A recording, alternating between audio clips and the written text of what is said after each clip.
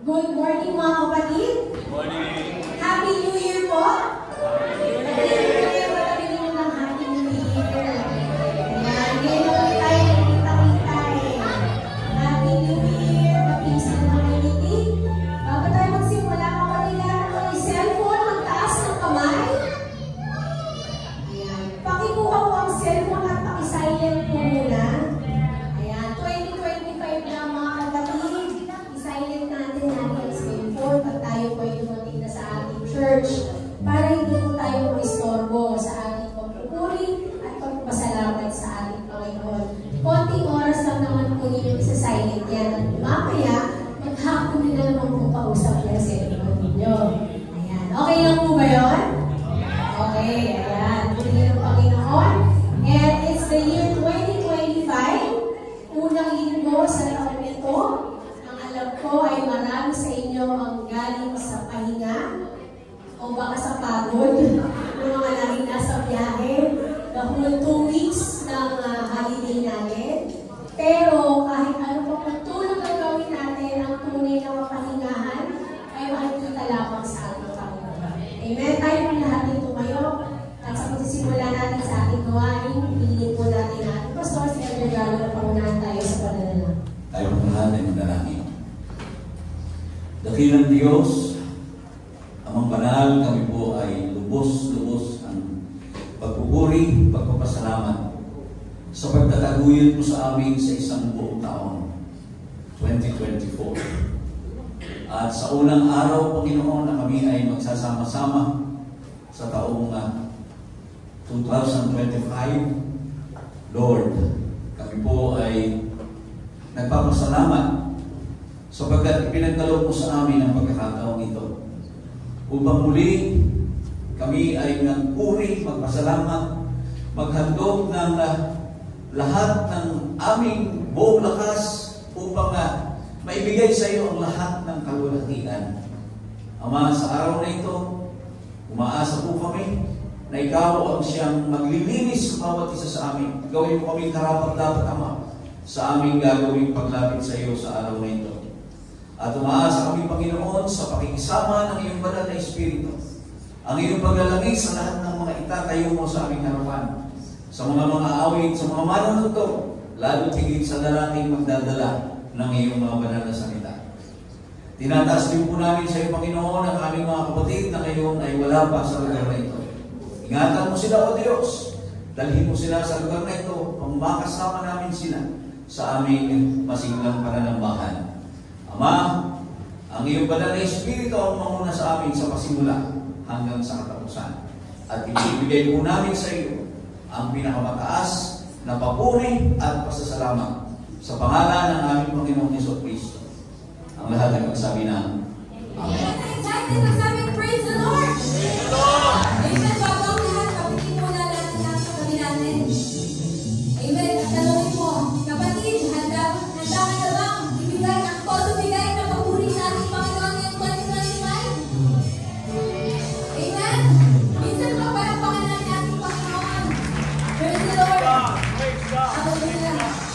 Ikaw ang Panginoon!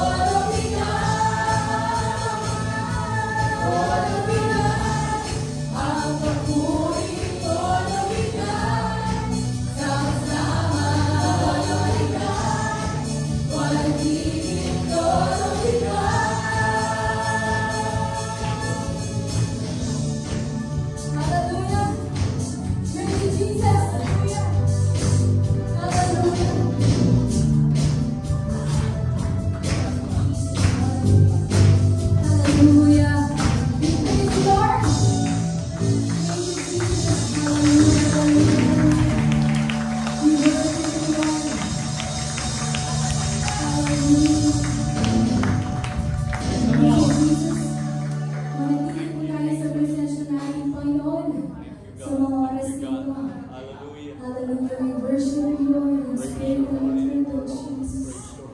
Hallelujah. Hallelujah, Jesus. Praise you, praise you.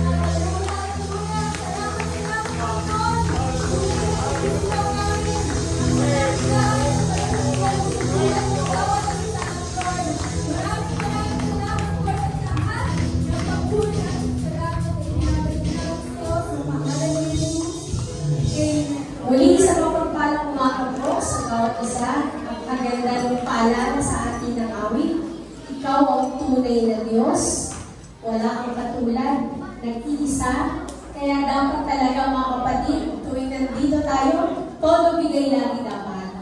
Amen? Dapat huwag nyo na masyadong, mag-conserve yung energy nyo. Pagdating nyo sa church, dapat mataas agad yung energy level ninyo.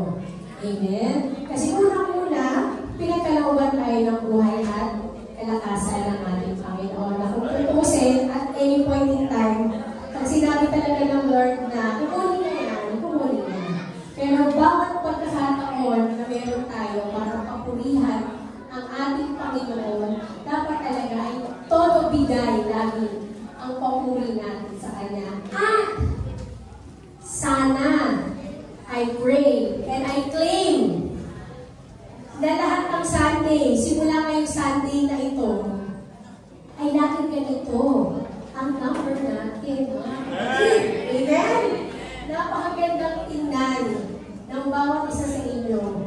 Kasi alam na alam natin kung paano pinagtatagumpay po natin ang ating Panginoon kapag tayo po ay nandito sa kanyang banal na presensya. Sabi nga kanina doon sa awit, sa aking buhay, ikaw ang ano po?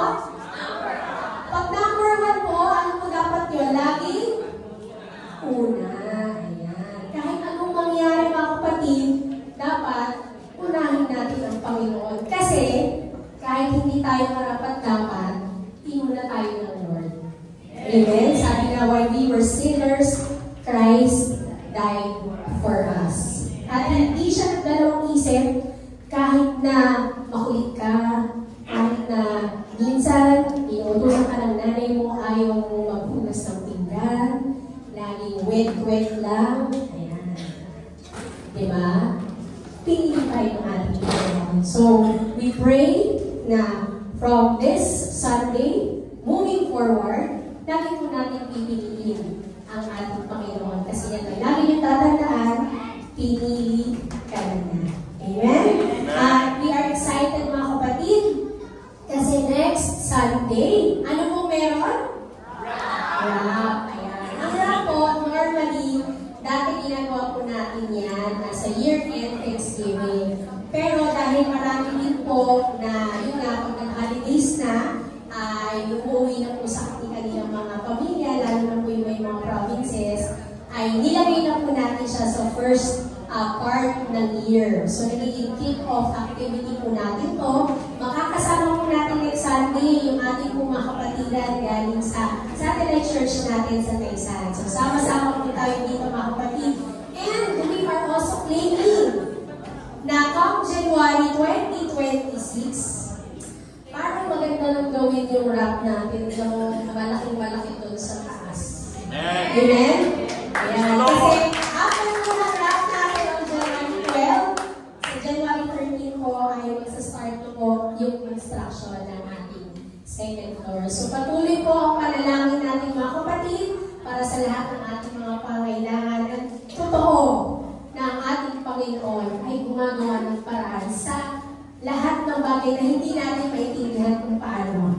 Amen? Siya po nagpo-provide at siya rin nagawa ng paraan kung paano nakakuha po tayo na makakatulong para po magawa po ang ating second Lord. Kaya puri ng Panginoon at tayo po ay manalangin. Hallelujah. Lord, purihin ka sa umagang ito. Patuloy na kami po ay nagpapasalamat sa lahat ng patuloy yung pinagkakaroon sa amin. Sa biyaya ng buhay, sa biyaya po na pinansyal ang pinagkakaroon nyo, at sa pagkakataon ito na kami po ay nakakabahagi sa pagbibigay po ng handog at ikapo sa inyo.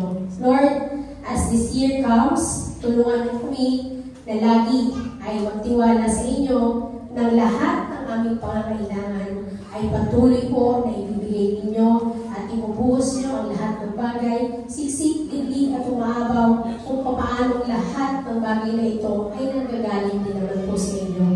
We thank you, Lord. We praise you for your faithfulness at ang lahat po ng ito ay binabalik namin sa matamis ng Aling Jesus. Jesus' name we pray.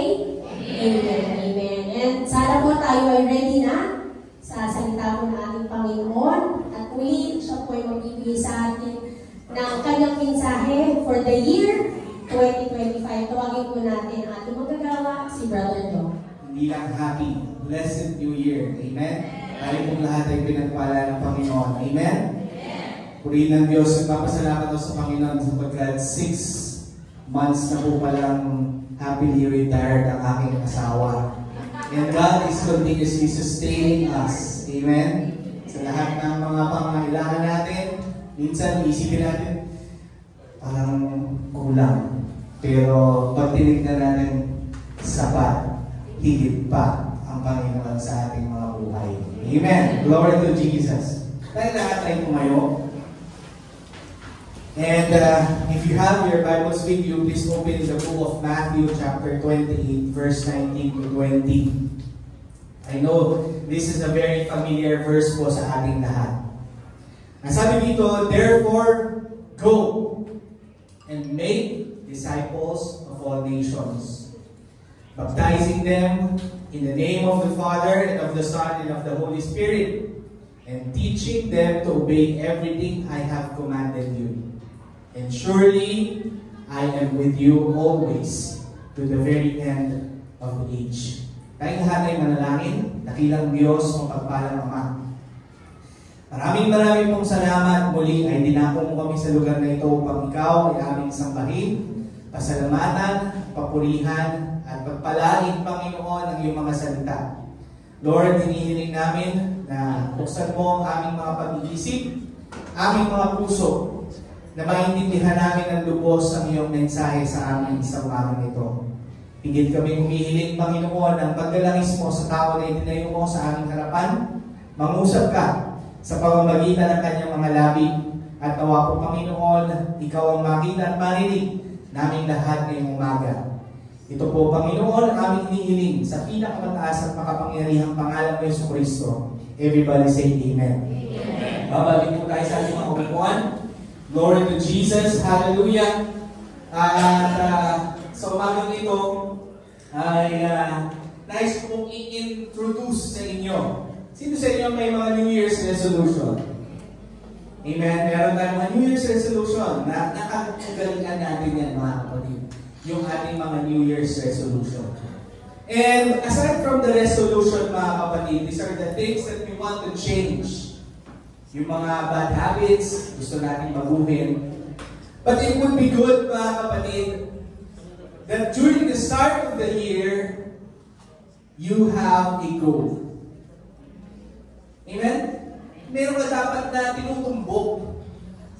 Sa simula mo lang ng taon, dapat meron kang goal. Sapagkat kung wala kang goal, hindi mo alam kung saan ka pupunta. Ano yung direksyon na gusto mong tahakin? Paano ka lalakad? Saan ka tutungo? Kapag ka wala kang in-aim or goal na pupuntahan. At ngayong umaga, mga kapatid, it's a privilege, mga kapatid, sapagkat supposedly ang ating buting pastor ang mag-share nito sa inyo, but he will be the one to preach sa ating pong rap. Kaya po ako yung naka-assign ngayon. At nais ko pong i-share sa inyo ang ating pong church goal. When we say church goal, mga kapatid, this is not just the pastor's goal. This is not just my goal, the worker's goal, the musician's goal. It is everyone's goal. Ito po ang ating pangkalahatang naisin or tinutumbok or layunin para sa taong 2025. And now, ugalian natin, mga kapatid, to set a goal that is very simple to remember and very easy to memorize. Yung goal natin every year. Sino sa inyo nakakatanda ng goal natin last year? What's our goal last year? Sister Jean, ano yung goal natin last year? Yeah. Our goal is to connect. One word. Connect. And today, 2025, mga kapatid, our goal is to go. Or go. When we say go, ano ibig sabihin? It's an action word, mga kapatid. Hindi tayo pwedeng maging stagnant. Hindi tayo pwedeng hindi gumagalaw. Kailangan tayo ay actively moving. Amen? And ito, mga kapatid, ang ating verse of the year. And this would be a good memory verse para po sa ating lahat na gustong magdagdag ng kanilang memory verse for the year. Please include Matthew chapter 28 verse 18 to 19. 19 to 20 pa. 19 to 20. Sabi dyan, therefore go and make disciples of all nations, baptizing them in the name of the Father, of the Son, and of the Holy Spirit, teaching them to obey everything that I have commanded you. And surely I am with you all the days, or to the very end of the age. So mga kapatid,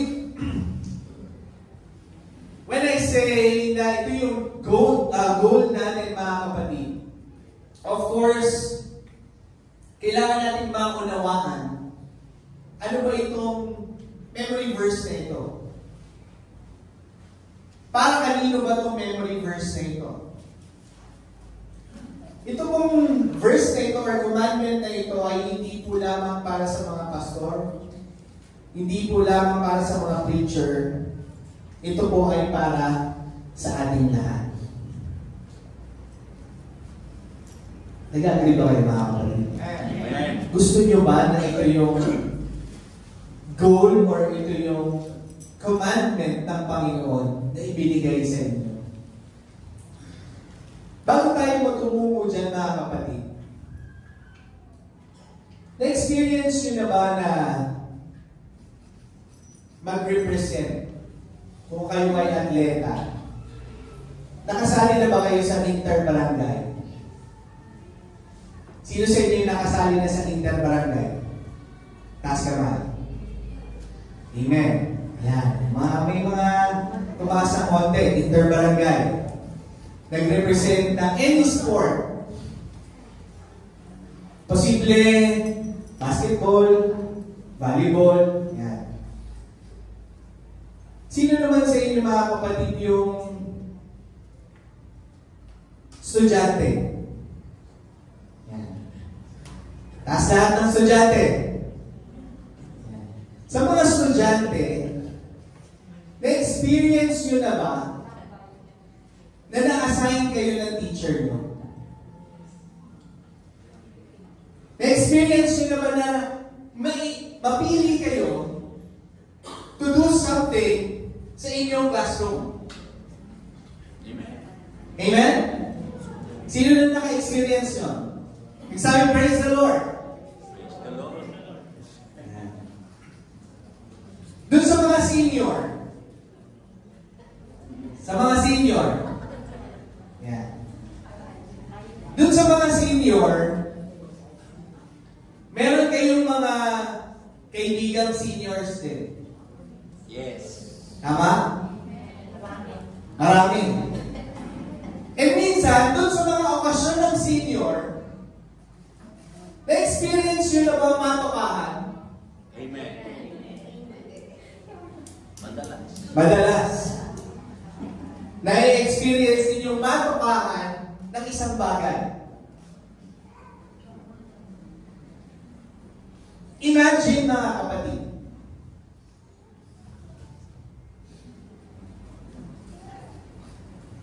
si President Marcos pumunta ng Teresa. Sinabi niya, lahat ng mga taga-Teresa pumunta doon sa covered court.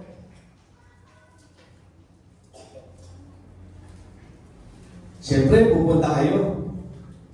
Tama? Si President Marcos yun eh. Baka may ibibigay.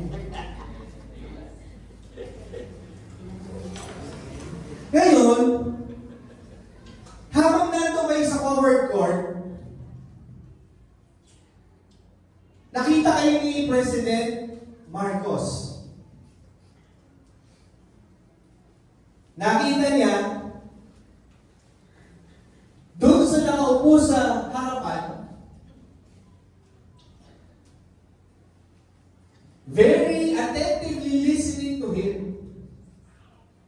Ang sabi niya, "Brother, anong pangalan mo?" Sumagot ka ngayon.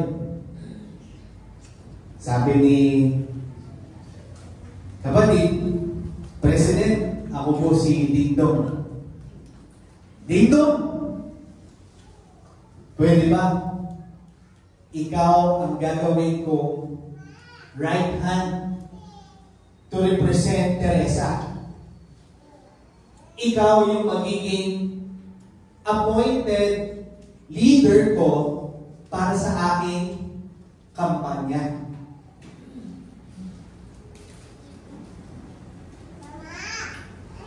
Kung ikaw yung tao yun, mga kapatid, na napili ni President Marcos, huwag natin pag-usapan kung ano yung partido nyo, ha? Kunwari lang, lahat tayo. Napili ka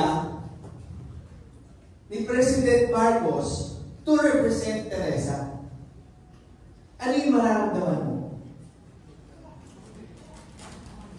What will you feel?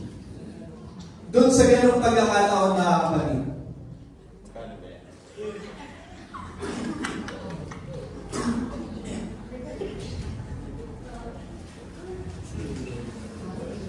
Siguro magtatanong ka kay President Duterte, kay President Marcos. No, sabi nga ni Elder Galo, magkano po ba? Ngayon sinabi niya, huwag ka mag-alala, akong bahala sa'yo. Akong bahala sa'yo. Lahat ipoprovide ko. Pangangailangan mo. Lahat ng pangailanganin mo para dyan sa Teresa, ipoprovide ko yan sa'yo. Akong bahala sa'yo. Wala kang gagastusin sa pamasahe. Lahat ng mga problema mo sa pag-aaral ng mga anak mo, wala kang magiging problema. Sagot ko yan. Yung transportation mo, sagot ko yan.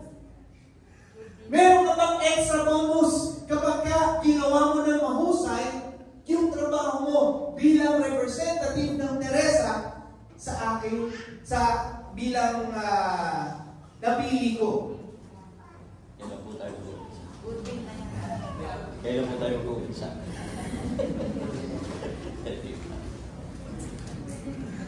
Minsan, mga kapatid, hindi po pare-pareho ang ating pagtanggap. Sabi ni Elder Galo, kailan po tayo mag-uumpisa? Pero marami sa inyo, marami sa atin, ang tanong, bakit ako? Kaya ko kaya? Pwede ba ako? Ako ba talaga, President? Sure ka ba na ako? Hello? Naranasan niyo yan, mga kapatid? Noong minsan, mga kapatid, i-share ko sa inyo, nung nagtatrabaho ako,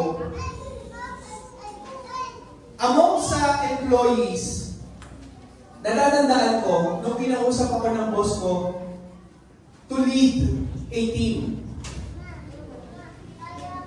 Na yung ililid kong team, mas senior kaysa sa akin. Mas nauna sila kaysa sa akin. At kung sinabi na yun sa akin, nandun yung excitement ko. Na gusto ko. And I feel privileged. And nandun yung honor and pride na ako yung napili. Amen? Pero mga kapatid, at the back of my mind, kaya ko kaya? Kaya ko ba to?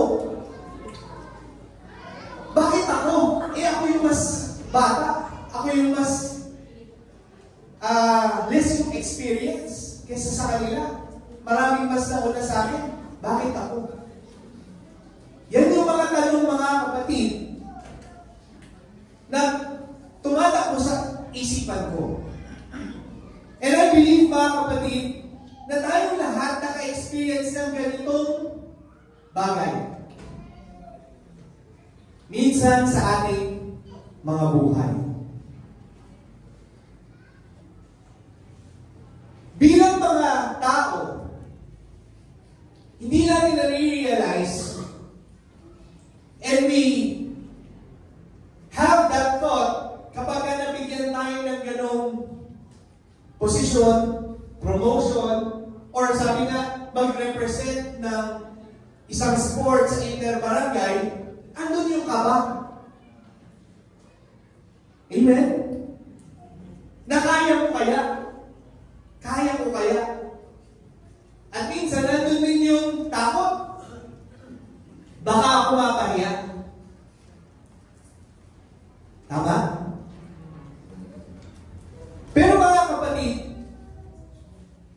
hindi nyo ba naiisip na yung pumili sa inyo full of confidence sa iyo kung bakit ka pinili? Amen.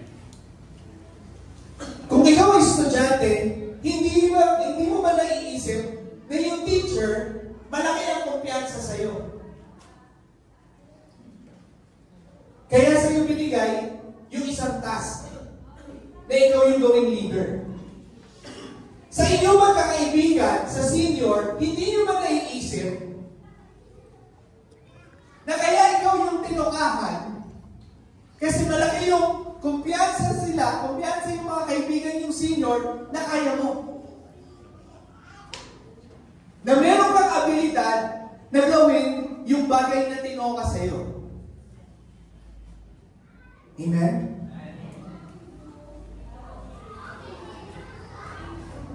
Now, mga kapatid, the same way, this 2025,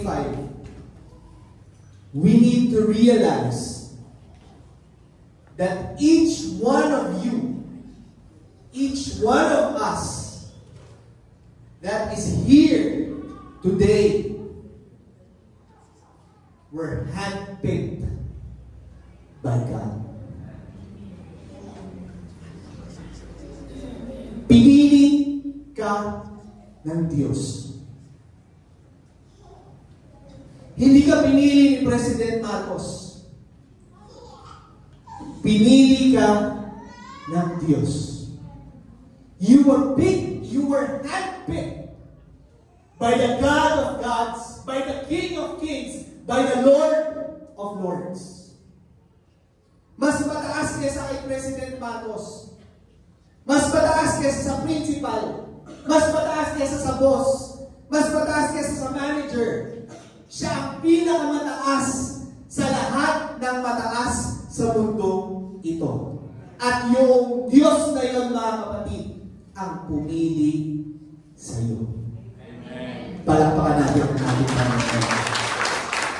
Kailangan mo maintindihan yan, mga kapatid. Kailangan natin maintindihan na ito ang totoong bagay na ginawa ng Diyos sa atin. At hindi nagkamali ang Diyos sa pagpili sa iyo. God is confident that you can do it. God chose you because He knows you. Alam niya kung anong kapasidad mo. Alam niya kung ano ka. Yung number ng buhok mo, yung bilang ng fingerprint mo, alam niya lahat yan. At confident siya na kaya mo.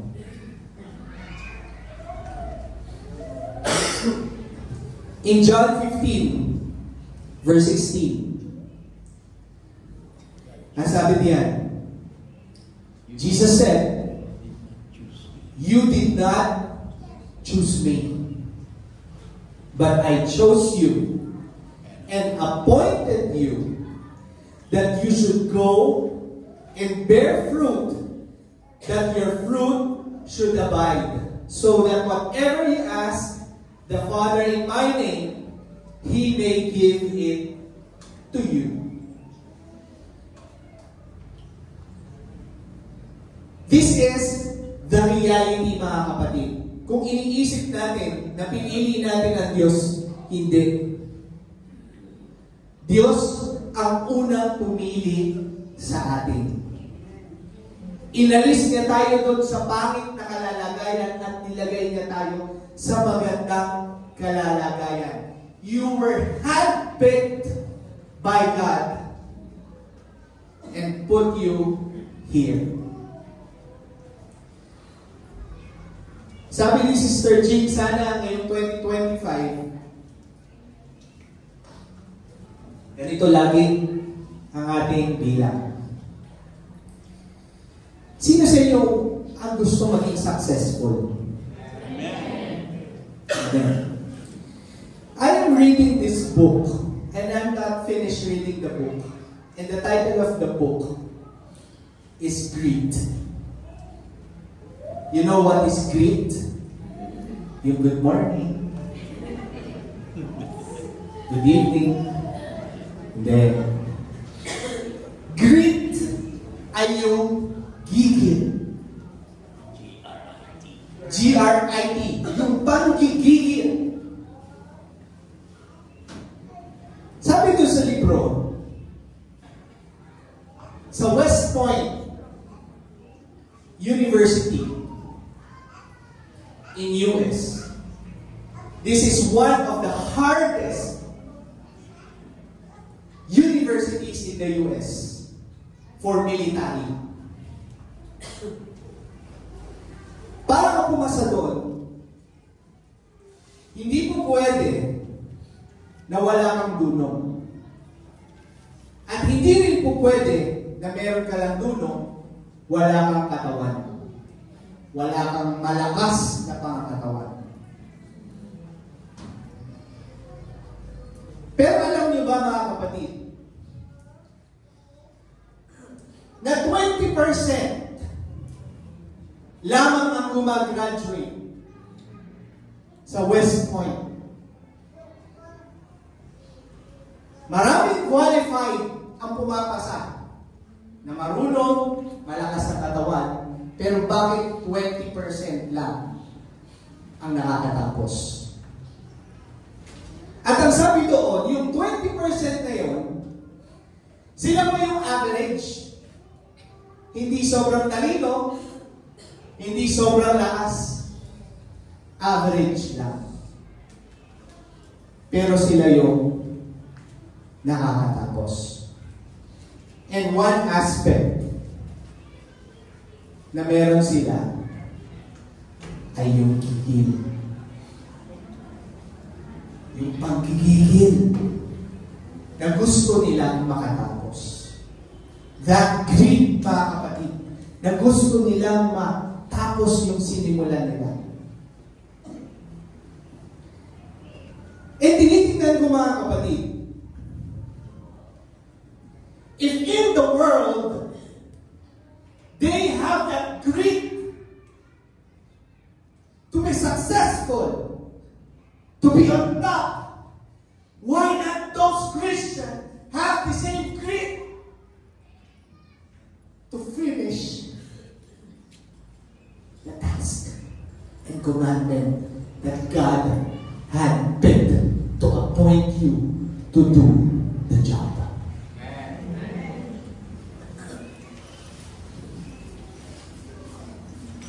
Minsan yung greed natin, mga kapatid, nakakalimutan natin yung ginawa ng Diyos sa atin. Yung pagpili ng Diyos sa atin.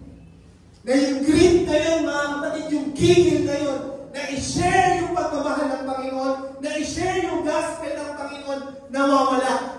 At yung greed na yun na pupunta sa ibang bagay. To be successful. But what is success, mga kapatid, in our life as a Christian? Success is to be in heaven and to save more souls. That is success sa buhay natin mga Kristiyano. At kapag ginawa natin yun mga kapatid, sabi ni President Marcos, akong bahala sa iyo. Bahala ako sa pagpamasahe mo, sa transportation mo, sa tuition ng mga anak mo. Akong bahala sa iyo. Gawin mo lang yung ipinapagawa ko sa iyo. Palakpakan natin ang ating Panginoon.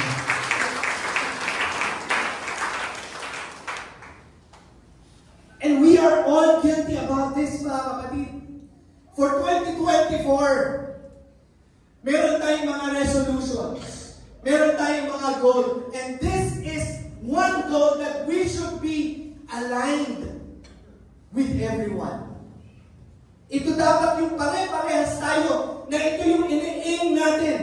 Sapagkat ito ang gusto ng Diyos para sa atin. You were handpicked by God to do His job. To do this job. Hindi lang po para ito sa mga preacher. Hindi lang para sa mga pastor. Ito ay para sa ating lahat. At tayo ay in-appoint ng Diyos. Pinili, hinapit ng Diyos para gawin yan. Confident siya sa iyo. Alam ng Diyos na kaya mo. Amen? Pero ikaw, katulad rin ng teacher na nag-appoint sa iyo, bakit ako? Bakit ako, Lord? Pero mga kapatid, we need to realize that this is a very big privilege. Can you say amen? Amen. Malaking pribilehiyo yan, mga kapatid. Imagine, you know the cure for COVID. Alam mo, at binigay sa iyo yung cure na yun, mga kapatid.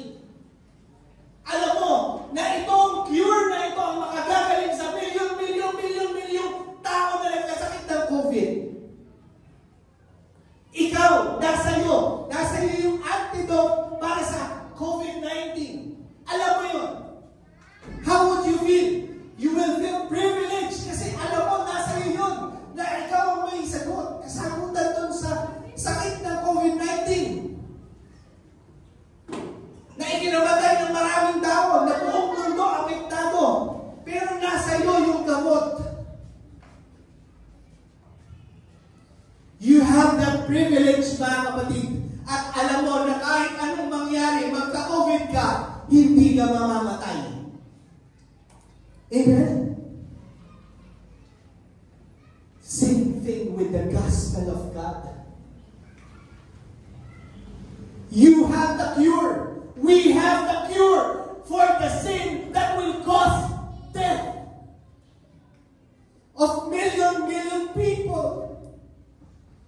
Pero hindi natin naiisip that we are that privilege. We have that privilege to have that cure, to share to other people the cure that can heal the sin that will cause a lot of death among millions of people.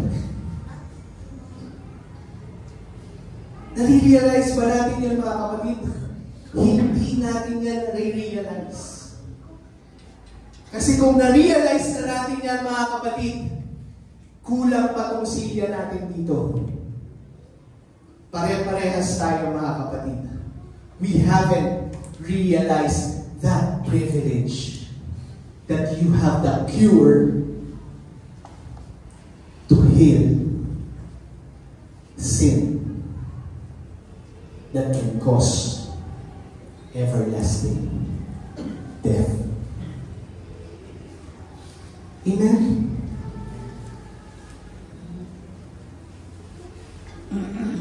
So, aside from the privilege, mga kapatid, we have a big responsibility. Meron tayong malaking responsibilidad na ingatan yung cure na yun. At hindi lang ingatan,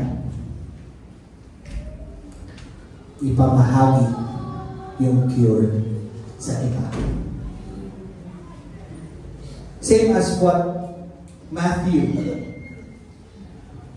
our key verse this morning in Matthew, the commandment of Jesus Christ to the apostles. Now,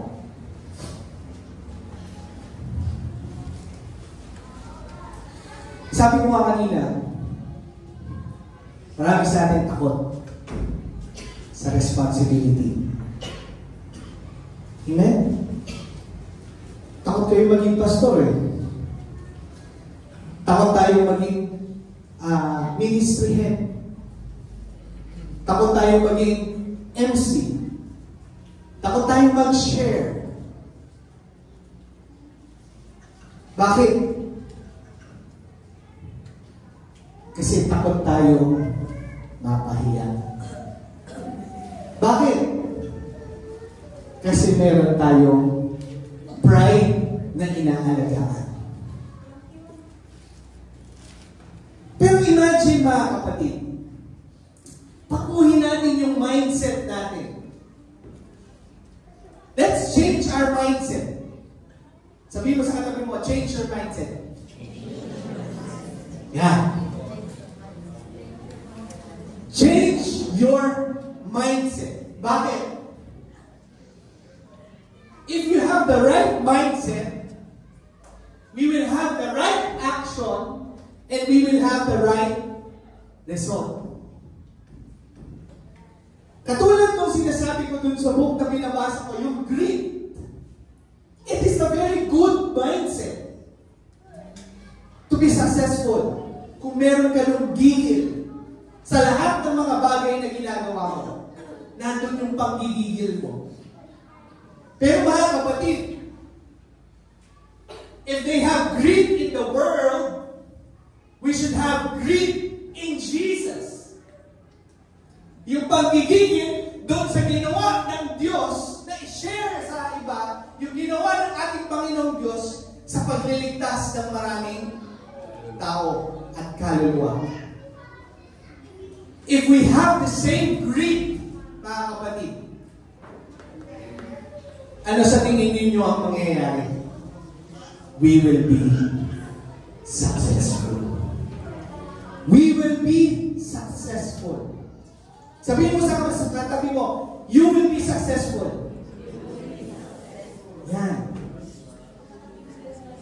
Sabihin mo sa kanya, manggigil ka. Manggigil ka, Francis.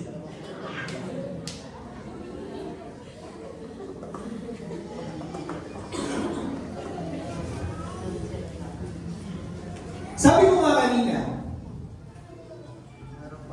kahit na tayo ay kabado, konti na lang ito mga kapatid, kahit na tayo ay kabado, sabi ni President Marcos ka sa akin, siyang bahala. Amen?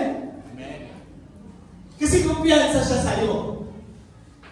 So ganoon din sa Lord, yung mindset natin, baguhin natin. Kumpiyansa ang Diyos sa akin. Sabihin mo, kumpiyansa ang Diyos sa akin. Yan. The Lord is confident in you. You are not called, you are not chosen, you are not handpicked by God because you are equipped. Hindi tayo pinili ng Diyos, hindi tayo inasal ng Diyos, nilagay dyan ng Diyos dahil tayo ay equipped or tayo ay meron ng galing, meron na tayong lakas, meron na tayong talino. Hindi. Amen. Hindi yun ang dahilan. Hindi. Ang dahilan ng Diyos, kaya ka pinili para ikaw ay kanyang i-equip at ikaw ay lagyan ng lakas at ikaw ay bigyan ng talino at ikaw ay bigyan ng lahat ng mga bagay na ninanais ng Diyos para sa buhay mo.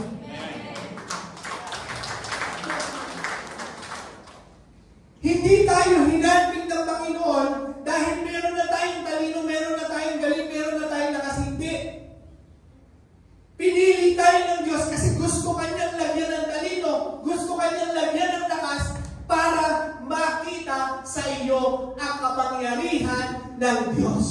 Right. Palakpakan natin ang Panginoon. God chose us to equip us so that God will be glorified in us.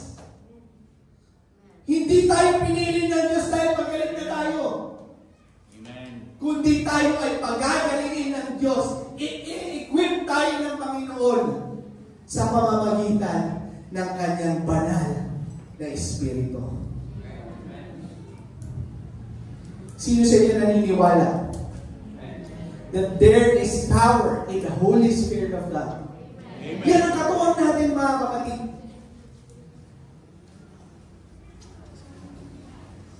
Kung si President Marcos, pinangahawakan natin yung akong bahala sa iyo, panghawakan mo yung sinasabi ng Diyos na akong bahala sa iyo. Katulad ng sinasabi niya doon sa Matthew, and I will be with you. Surely, I am with you. Surely, I am with you. Surely, I am with you always. Si President Marcos hindi kaya, surely, I am with you always. Hindi ba siya Diyos eh? Limited yung kapangyarihan niya. Pero ang Panginoon, sabi niya sa iyo, surely, I am with you always, all the days of your life. Until the end of all days.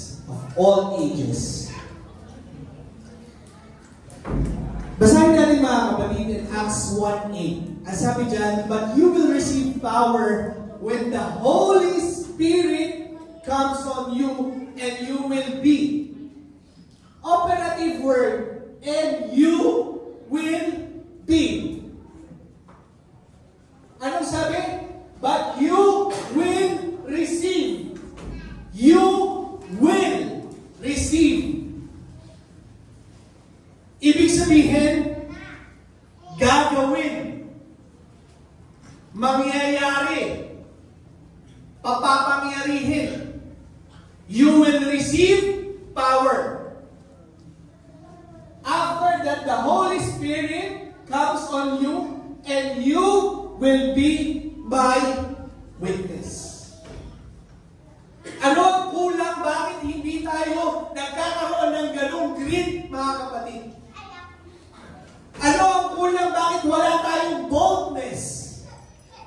Ano ang kulang kung bakit wala tayong kapangyarihan kapag tayo ay nagsalita?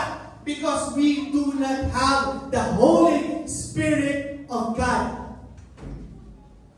Kasi ang sabi dyan, you will receive power after that the Holy Spirit comes upon you. And you will be the witnesses in Jerusalem and in Judea, Samaria, and to the ends of the earth. Noong panahon yan, mga kapatid, wala bang baptism in the Holy Spirit? Ang sabi ng ating Panginoon, ang sabi ni John, I will baptize you in the baptism of repentance, but the one who will come will baptize you in fire and in spirit. At nangyari ito, mga kapatid, dito sa Acts chapter 1 hanggang verse 4. Kung tinignan natin sa chapter 4, verse 5 to 13, mga kapatid, ano ang nangyari kay Peter, John, at sa lahat ng 120 Christians? Nung sila ay nagsama-sama at naghintay dun sa pangako na silang lahat ay babautismuhan sa apoy. Ang sabi dito, Acts chapter 4, verse 5 to 13. Ang sabi dyan, the next day, the rulers, the elders, and the teachers of the law met in Jerusalem. Annas and high priest was there, and so were Caiaphas, John, Alexander, and others of the high priest family. They had Peter and John brought before them and began to question them. Si Peter and John, pinatawag, dinakip, at hiniharap dito sa mga elders sa templo. Bakit? Sapagkat pagkatapos na sila ay bautismuhan ng banal na Espiritu ng Diyos, ano ang ginawa ni Pedro? Paglapit na doon sa templo, templo, sabi niya dun sa lumpo, sabi niya dun sa beggar, silver and gold I have none, but what I have, I give it to you. In the name of Jesus Christ, walk. Rise up and walk. So nagpagaling itong si Peter. Nandun yung kanyang boldness after that they received the Holy Spirit of God. At ano sabi dito? Sabi dito, they had Peter and John brought before them and began to question them. By what power or what name did you do this? Sa anong kapangyarihan yung ginawa to? Sa anong pangalan yung ginawa yan? At sabi niya, then Peter, filled with the Holy Spirit, said to them, rulers and elders of the people, if we are being called to account today for an act of kindness shown to a man who was lame and are being asked how he was healed, continue, then know this, you and all the people of Israel, it is by the name of Jesus Christ. See how bold and how confident Peter and John answered the elders when they were asked by the elders, sa kaninong pangalan ninyo ginawa itong pagpapagaling? Sa kaninong pangalan nyo, kaninong kapangyarihan nyo ginawa yan? Ang sabi ni Pedro, because he was filled by the Holy Ghost, sabi niya, in the name of Jesus Christ. At ang sabi niya dito, name of Jesus Christ of Nazareth, whom you crucified, whom God raised from the dead, and that this man stands before you healed. Sinitutukoy doon, yung lumpo na pinagaling, yung beggar. Jesus is the stone you builders rejected, which has become the cornerstone. Salvation is found in no one else, for there is no other name under heaven given in mankind by which we must be saved. When they saw the courage, you see, when they saw the courage of Peter and John and realized that they were unschooled, yung mga elders, they saw the courage and boldness of Peter and John, and they know that they were unschooled. Wala ang pinag-aralan. Hindi marunong. Hindi matatalino. Walang kaya. Hindi magagaling na tao. Ang sabi dito, they saw the courage and realized that they were unschooled, ordinary men. They were astonished. Nabangha sila kay Peter and John, kahit na sila ay walang pinag-aralan, walang kaya, ordinary men. Ang sabi dyan, took note that these men had been with Jesus. Next. Sabi dito, next verse, then, sa 11, sabi doon,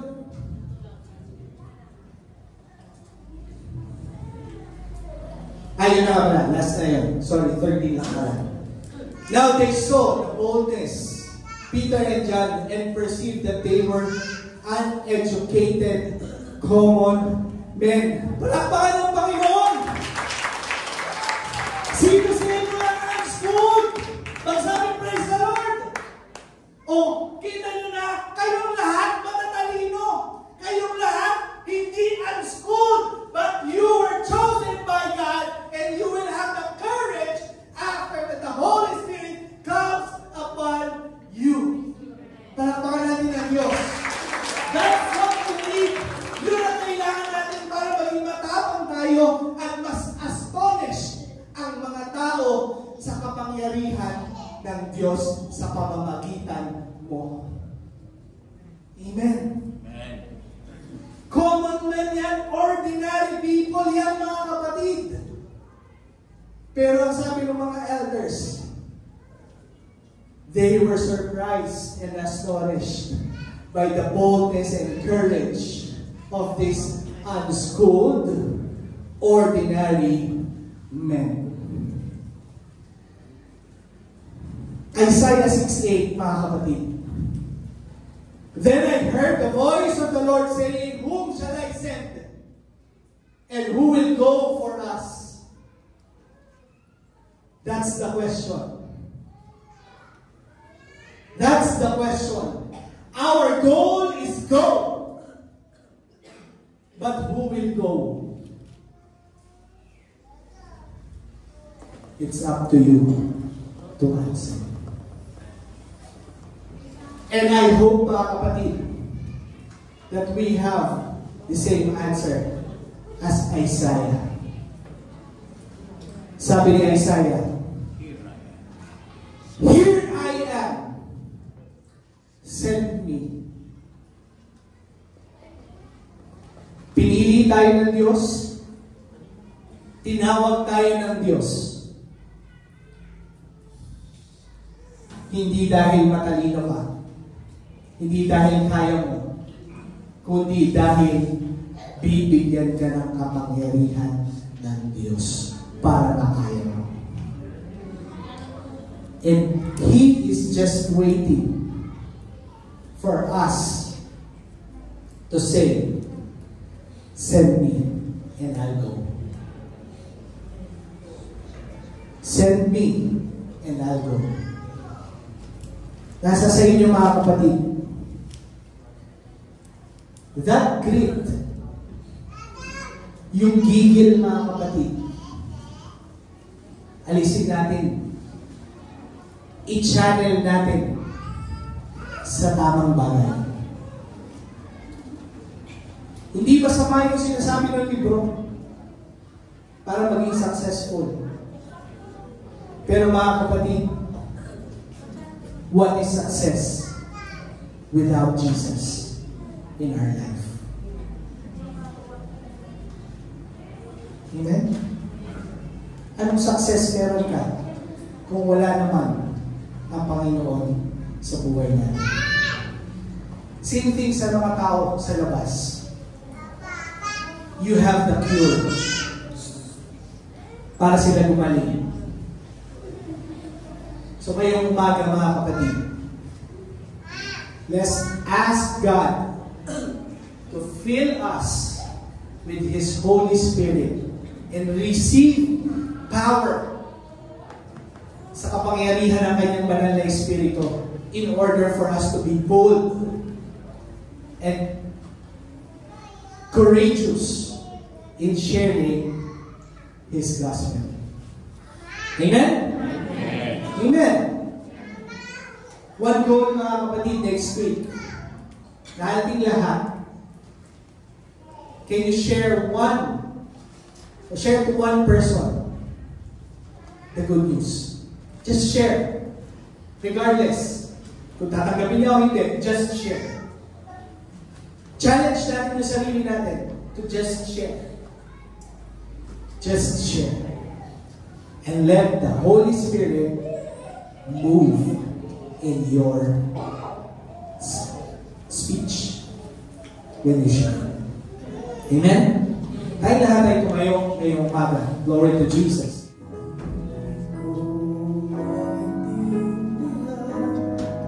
Hallelujah. Glory to Jesus. Come on, church. Huwag po tayong mahiya.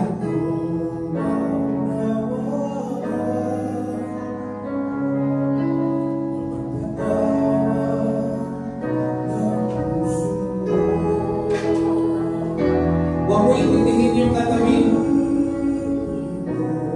Yes. You are chosen by God.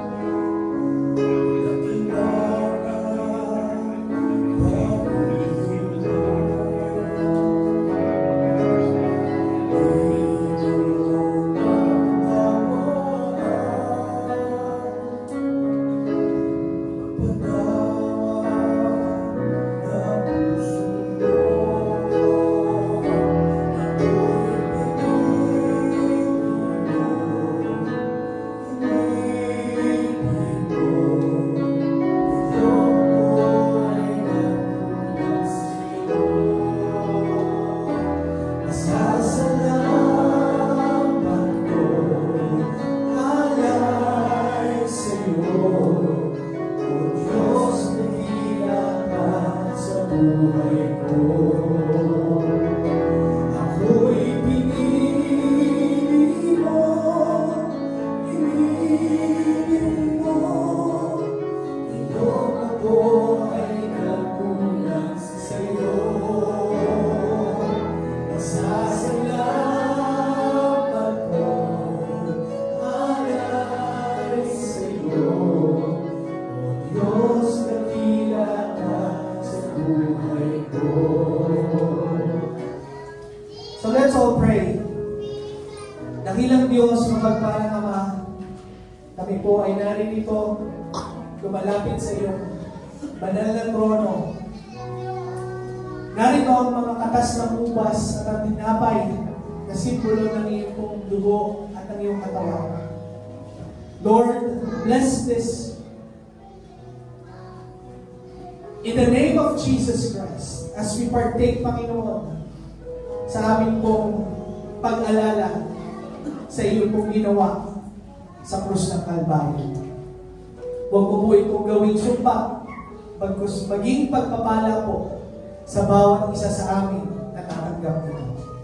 In the mighty name of Jesus Christ, Amen. Tanggapin po natin ang ating bahagi habang dinidistribute ng ating mga ushers and usherette.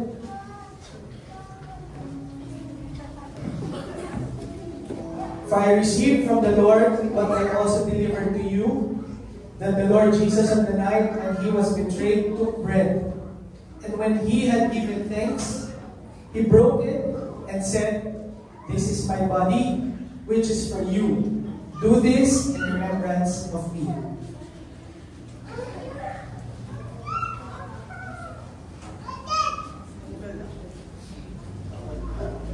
In the same way, also he took the cup after supper, saying, "This cup is the new covenant in my blood. Do this as often as you drink it in remembrance of me."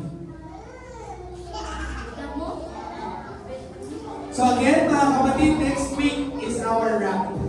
So sana po lahat tayo nandito ulit kasama ng ating mga kapatid sa Kaisan na pupunta dito at makikiselebrate sa atin next Sunday. Same time, mga kapatid, Sunday po ang ating wrap or yung ating Thanksgiving. Okay? So lahat po kayo na nandito, wala po absent, okay? Lahat po kayo present next week. Amen? Amen. So tagapin natin ang blessing ng Panginoon. Katapos-tapusan, mga kapatid, paalam na. Magpakasakdal tayong lahat, ang pakikitisan ng Banal na Espiritu ay sumaating lahat. In the mighty name of Jesus Christ, we are dismissed. Everybody say Amen. Happy New Year! Happy New Year!